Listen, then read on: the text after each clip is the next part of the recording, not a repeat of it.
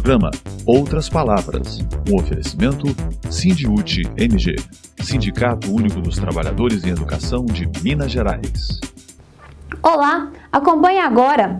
CUT organiza greve geral para dizer que não aceita nenhum direito a menos. Movimentos sociais alertam para os ataques à Petrobras e a retirada de recursos da saúde e da educação. Com o tema Comunicação de Esquerda em tempos de golpe político, CNTE realiza Encontro Nacional de Comunicação.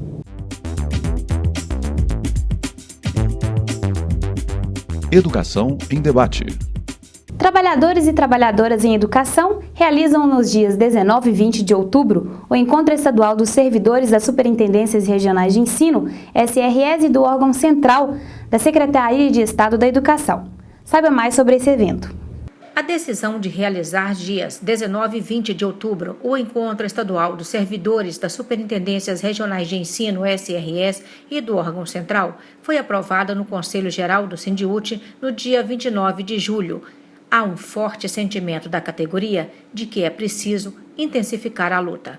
A vitória almejada só virá com a participação de todos e todas e com a força coletiva para cobrar do governador Fernando Pimentel o cumprimento dos acordos assinados. É isso o que pensam os profissionais da educação que estão nas superintendências regionais de ensino e no órgão central.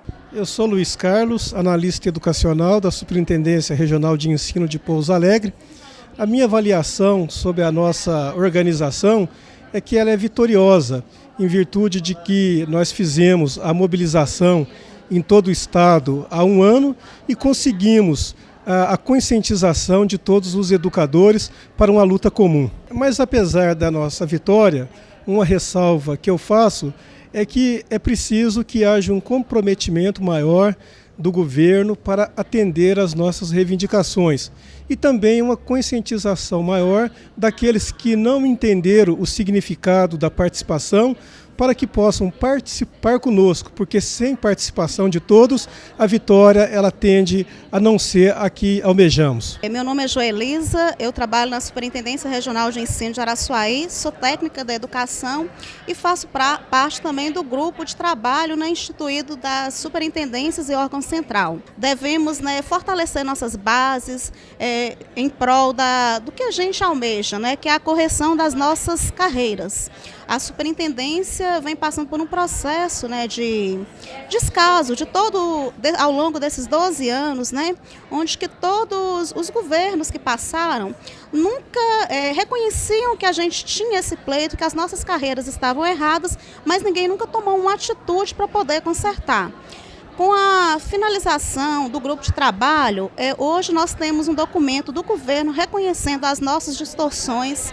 Isso é um avanço muito grande e agora só falta simplesmente efetivar, ou seja, tem que sair do grupo, tem que sair do papel e começar esse projeto de lei ser encaminhado e a gente sancionar essa lei e começar a receber a primeira parcela das nossas distorções. Mas isso é uma luta que a gente vai ter que travar com o governo, mas com fé e confiança e muita força de mobilização, a gente vai conseguir sair vitorioso dessa luta. Eu sou Soraya, sou técnica da educação e trabalho no órgão central da Secretaria de Estado de Educação. A avaliação sobre isso é a unidade que foi criada entre os servidores administrativos do órgão central e das superintendências regionais de ensino. Isso foi muito importante para conhecer também e empoderar todos esses servidores no entendimento do que significa uma luta coletiva, que nós só vamos alcançar alguma coisa se nós estivermos à frente dessa batalha. Meu nome é Diego, eu sou analista educacional no órgão central da Secretaria de Estado de Educação e eu tenho o orgulho, a honra de ter participado desse primeiro movimento, movimento histórico, que foi a primeira greve dos servidores das SRS e do órgão central, que são servidores administrativos, digamos assim. Foi um movimento histórico. Eu acho que o principal fruto, a principal conquista disso tudo foi porque nós saímos da invisibilidade. Isso foi, sem dúvida alguma, a maior conquista. E o melhor de tudo, nós saímos dessa invisibilidade no seio do Sindiúti. Isso é que foi o melhor de tudo, porque nós passamos a existir para a sociedade, para a Assembleia, para o próprio Estado e no seio do Sindiúti, que é o Sindicato Único dos Trabalhadores em Educação. Então, assim, aquela unificação que veio desde a UTE, ela foi um passo muito importante com a nossa entrada nesse movimento e no Sindiúti. Eu acho que o principal ganho foi esse, a saída da invisibilidade, a criação de uma identidade e esse estreitamento com o Sindiúti. Isso já tem produzido ganhos, já tem produzido conquistas. A gente tem um acordo, nós estamos agora no eixo de todas as carreiras da educação de cumprimento de acordos e nós temos o nosso acordo, além do acordo geral da categoria. Veja agora a opinião dos profissionais da educação. Profissão educador. Já participei de várias lutas de classe nos anos 80 e 90, do qual sofri muito com as políticas ditatoriais, vamos dizer assim, punitivas, né? Tive momentos cruciais, mas não desisti de lutar por uma educação de qualidade, justa e igualitária. Outras palavras da juventude. Levante Popular da Juventude reúne jovens no maior acampamento que já realizaram. O terceiro acampamento nacional do Levante Popular da Juventude foi aberto no dia 5 e terminou no dia 9 de setembro em Belo Horizonte, com a presença de cerca de 7.000 jovens do campo e da cidade, das universidades, escolas e periferias de todo o Brasil. O ex-presidente Lula, a presidenta da CUT Minas, Beatriz Cerqueira, o líder do Movimento dos Trabalhadores Rurais Sem Terra, João Pedro Stedley, Jocely Andrioli, do MAB, e várias lideranças sindicais dos movimentos estudantis, populares e sociais marcaram presença no Acampa da Juventude. Foram 3 dias marcados por muitas discussões e reflexões do cenário atual por que passa o nosso país. Com alegria, criatividade, companheirismo, solidariedade e vontade de transformar a realidade, os jovens deram o tom do debate e reafirmaram que não aceitam perdas de direitos para os trabalhadores e as trabalhadoras. A esse governo golpista, a juventude do Brasil, que é mesmo fogo no pavio, disse: fora Temer, nenhum direito a menos. Jovens se organizam na luta e na resistência. Rebeca, que luta o jovem deve abraçar neste momento? Qualquer luta que diga respeito da perda dos direitos dele. Eu acho que o direito ele é previsto por lei, ele é previsto na Constituição, então qualquer coisa que vá retirar desse jovem, vai retirar de qualquer pessoa, ele tem que lutar por isso para poder manter esses direitos. Não é simplesmente dever, principalmente imposto, só imposto, coisa uma em cima da outra, é dever. Nós precisamos de deveres, mas nós temos que ter os direitos todos respeitados. Então qualquer luta que precise de manter os direitos, ela é válida, qualquer uma que o jovem precisa para isso. Meu nome é Sérgio, sou professor da cidade de Jubá. Nós sabemos que a conjuntura é difícil, a onda conservadora é evidente, nós estamos perdendo direito, mas não vamos perder a vontade. O espírito de luta está dentro de nós, corre dentro das nossas veias. Em Minas, tivemos avanços significativos com relação à Lei 21.710 e não vai ser agora que esse governo golpista do Michel Temer vai fazer nós retrocedermos a 10 anos atrás. Calendário de lutas. Trabalhadoras de todo o país, do campo e da cidade, rumo à greve geral. O Sindicato Único dos Trabalhadores em Educação de Minas Gerais, Sindiúti-MG, vai participar do Dia Nacional de Paralisação, chamado pela Confederação Nacional dos Trabalhadores em Educação, CNTE, no próximo dia 22 de setembro. A coordenadora-geral do Sindiúti, Beatriz Cerqueira, faz um alerta dos cenários que os profissionais da educação, especialmente os servidores públicos, têm pela frente. Estamos sofrendo os mais fortes ataques à educação básica pública no nosso país. A proposta de emenda à Constituição 241, o projeto de lei complementar 257, a proposta de reforma da Previdência, a proposta de escola sem partido, que também é um projeto de lei que está em tramitação no Congresso Nacional. a mudança na lei do pré-sal são alguns exemplos de medidas que, se aprovadas, terão forte impacto na nossa vida como servidores públicos, como trabalhadores em educação, e impactos numa educação pública de qualidade que ficará cada vez menor e cada vez mais precária. Nós não podemos assistir tudo isso achando que as demandas nacionais, a política nacional de educação não tem a ver com a nossa vida, porque nós ainda corremos o risco de termos a Lei do Piso Salarial Profissional Nacional, a 11.738, também fortemente atacada. Por tudo isso, é fundamental que nós, além de fazermos as mobilizações no nosso Estado e nos nossos municípios, que nós nos articulemos nacionalmente. O próximo dia 22 de setembro está sendo convocada pela nossa confederação, a CNTE, e pela Central Única dos Trabalhadores, uma paralisação nacional. É hora de dizer não à PEC 241, não à reforma da Previdência, não ao PLP 257, não à lei da mordaça e em defesa da lei do piso salarial profissional nacional. Bancários de bancos privados e públicos entraram em greve no último dia 6 de setembro em todo o Brasil. A greve nacional é a resposta da categoria à proposta da Federação Nacional dos Bancos, FENABAN, apresentada no último dia 29 de agosto. Com data base em 1º de setembro, a pauta de reivindicações dos bancários foi entregue aos bancos no dia 9 de agosto e já foram realizadas 5 rodadas de negociação. Entre as reivindicações estão a reposição da inflação do período e mais 5% de aumento real, combate ao assédio moral e sexual, fim da terceirização, mais segurança e melhores condições de trabalho. Tire sua dúvida com o nosso departamento jurídico. Tira dúvidas.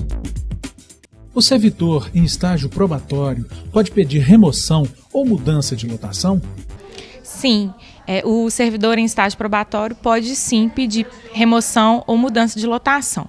O Estatuto do Magistério foi alterado em 2015, assim permitindo o servidor que está em estágio probatório também fazer o requerimento pedindo sua remoção ou sua mudança de lotação.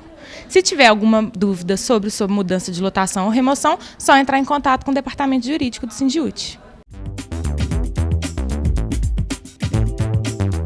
Momento CUT Minas.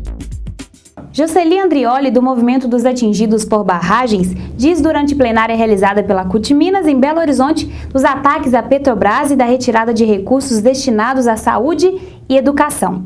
Sobre a questão do pré-sal e da Petrobras, é um debate central para nós, povo brasileiro, porque o pré-sal, não temos dúvida nenhuma, faz parte da agenda do golpe em nosso país.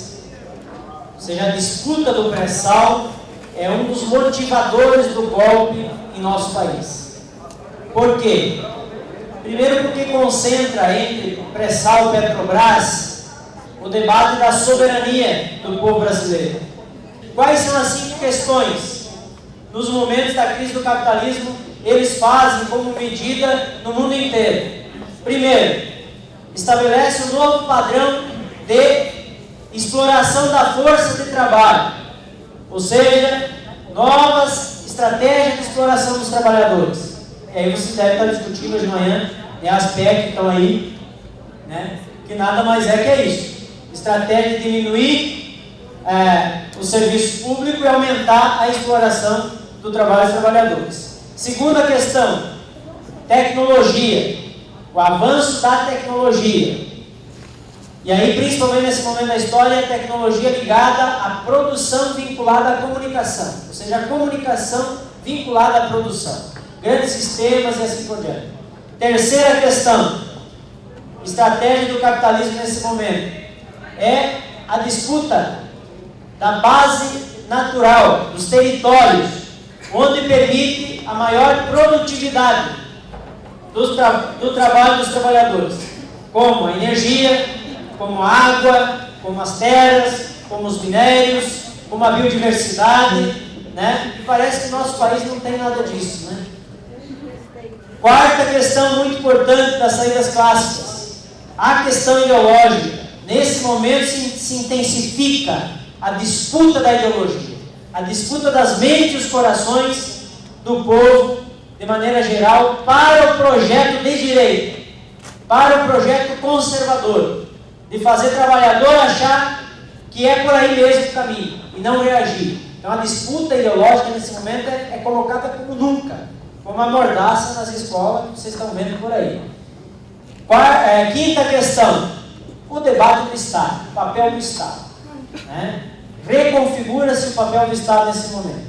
A palavra de ordem é privatização, que é transferir a iniciativa privada, né, as questões estratégicas, né, que as estatais dominam geralmente.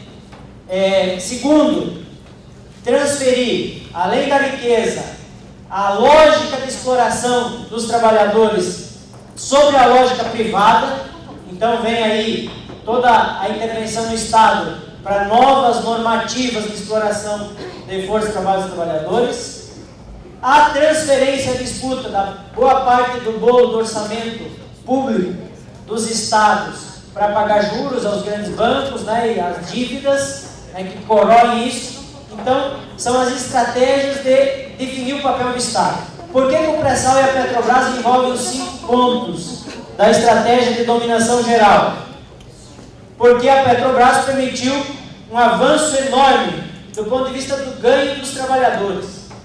Quem olha a categoria dos petroleiros foi os que mais ganharam nesse período do governo Lula, né, e consequente do governo Dilma. Né, ampliou os direitos da categoria, etc. Segundo, a questão da tecnologia. Não tem empresa no mundo que domina a tecnologia como a Petrobras, especialmente a tecnologia do momento histórico, que é a de exploração de petróleo em profundezas. Né, que é a descoberta do pré-sal, é prova disso. Que a Petrobras investiu em tecnologia, em estudo, né, e conseguiu a façanha de explorar petróleo, onde jamais antes se imaginava que seria possível. Terceira questão, que é a questão da base natural. O que é o petróleo? O petróleo é o grande elemento de disputa do mundo. Porque é a disputa da geopolítica do mundo, onde o petróleo se insere não como uma mera mercadoria, que permite uma grande fonte de energia. Hoje, 92% dos transportes mundiais, a responsabilidade do petróleo, energia líquida, né? E não tem substitutivo nesse momento histórico, não se resolveu isso por enquanto. Então, além de energia, de fonte energética, é mais de 1.200 mercadorias na atualidade. Quem tem o controle disso, controla muita coisa. O Brasil chega a 275 bilhões de baris de petróleo no pré-sal. Isso, uma estimativa técnica, e poderá ter muito mais. Porque menos de 20%, né, está em blocos já identificados. Menos de 20% da camada toda do pré-sal. Então, é uma riqueza extraordinária. E o quinto ponto, obviamente, é o debate da privatização, que é o debate do papel do Estado. Qual é a agenda que eles trazem para a Petrobras? Privatização. Nesse momento, os petroleiros fizeram uma greve, né, na BR Distribuidora. Por quê? Porque a primeira empresa da Petrobras que está sendo ofertada ao capital é a BR Distribuidora, que é aquela que controla todos os negócios de venda do petróleo refinado, né, de óleos, de gasolina, né, aqui no Brasil. Então, a mais lucrativa, talvez, empresa está sendo agora vendida, né, ofertada aí para ser vendida em nosso país. Qual é a grande questão que está em debate? Que é o debate que nós precisamos fazer com todas as categorias dos servidores públicos, mas também com as categorias da indústria brasileira. É o que nós queremos enquanto povo brasileiro com o pré-sal e com a Petrobras. Um dos motivos da Petrobras estar o que está, né, foi a gerência que o capital permite ter sobre a Petrobras. Por quê? Porque a parte que foi privatizada da Petrobras e a Petrobras ser aberta no período FHC para as bolsas de valores, ela passa a seguir o regimento internacional do capital. E não é de varde que as controladoras dos balanços da Petrobras, nós vimos há pouco tempo atrás, as empresas americanas, que tem, para ter o controle do balanço da Petrobras, também todas as informações. Isso é muito importante.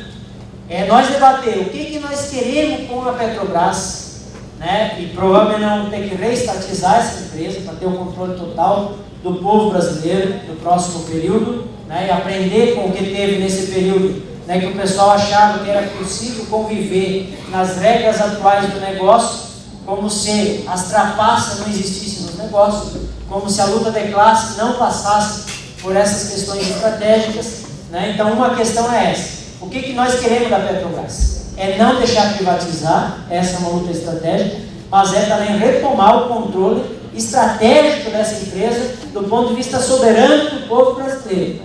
Jocely Andrioli diz ainda que a exploração das riquezas minerais é um tema que precisa ser mais debatido.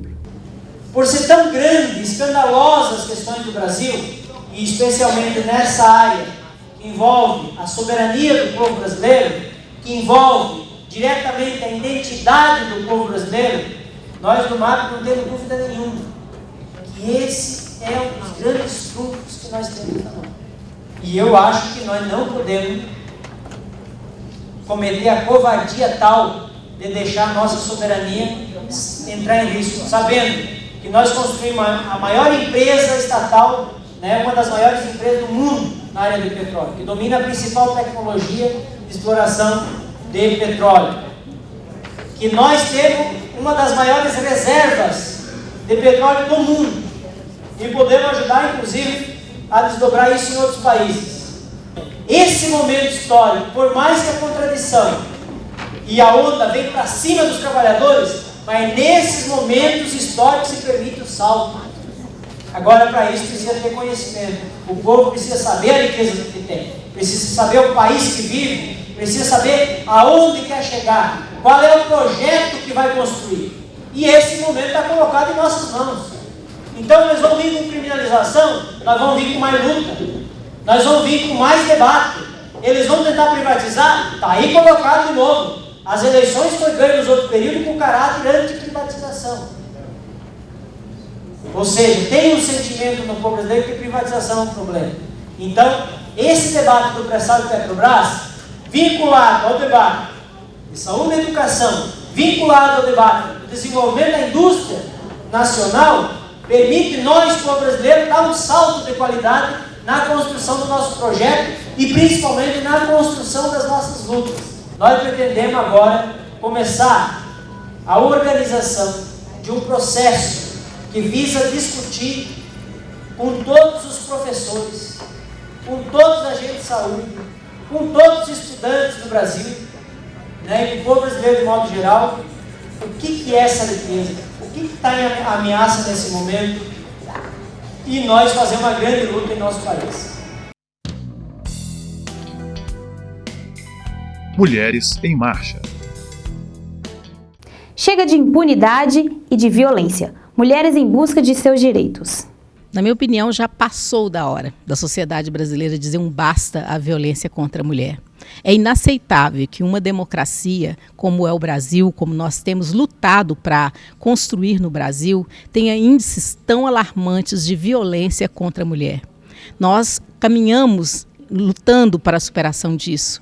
Mas agora, nesse momento do governo golpista, o que nós assistimos foi uma das primeiras iniciativas, que foi a extinção do Ministério das Mulheres, da Igualdade Racial, da Juventude e dos Direitos Humanos. E a distribuição dessas áreas em secretarias dentro de um outro ministério, que é o Ministério da Justiça e Cidadania.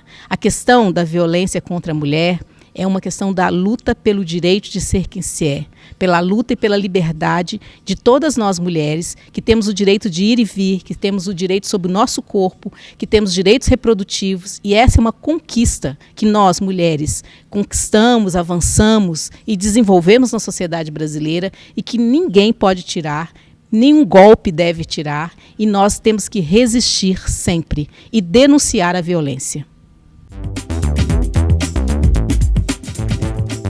Sindiúti Cultural. Está em cartaz uma novidade do Sindiúte-MG para seus filiados e filiadas. O sindicato inicia este mês um projeto de incentivo para o acesso à cultura. A proposta é incentivar que trabalhadores e trabalhadoras em educação tenham acesso a cinema, teatro e outras atividades culturais. Em Belo Horizonte, o início deste projeto foi no dia 7 de setembro com o filme Aquários, por meio de uma parceria estabelecida com o Cine 104. Mais informações no site www.sindiutemg.org.br. Momento CNTE. De Brasília, as notícias da Confederação Nacional da Educação. Com o tema Comunicação de Esquerda em Tempos de Golpe Político, o 6º Encontro Nacional de Comunicação, realizado pela CNTE, reuniu representantes de 17 entidades filiadas no auditório da Confederação em Brasília. A nossa expectativa é a melhor possível. Nós estamos num momento complexo e grave do Brasil e que requer debates aprofundados sobre a comunicação e, sobretudo, a comunicação de esquerda. Como resistir a esse processo grave de golpe que o país vive. Portanto, a gente espera que os debates sejam bastante produtivos e instigadores e que os que estiverem aqui presentes saiam daqui fortalecidos para enfrentar a luta lá fora. A palestrante Laura Capriglione, da Rede Jornalistas Livres, abriu a primeira mesa de debate sobre o tema do encontro. A gente tem que sair da nossa bolha. Enquanto os sindicatos estiverem falando só com aquele público interno que já conhece a justeza da luta, já sabe que a luta é bacana, mas a gente precisa chegar, para começo de conversa, precisamos chegar na base do sindicato, que muitas vezes nem aí a gente chega. Mas mais do que isso, tem que chegar na base dos trabalhadores. Então o importante é a gente cruzar várias redes parceiras e tal, para colocar em contato pessoas que possam compartilhar e fortalecer essa contranarrativa aí, né? O objetivo do seminário é aprofundar o debate político e ideológico sobre o papel dos meios de comunicação na sociedade. No período da tarde, os participantes puderam conhecer as experiências da Rede Mídia Ninja com transmissões online apresentadas pela representante do veículo, Gabriela Garcia, e também participar da oficina de Relações Públicas Digital com a jornalista Amanda Vieira, da Frisson Comunicação. Como mídia social, né, a ideia é desconstruir esses determinados padrões relacionados principalmente à educação, né?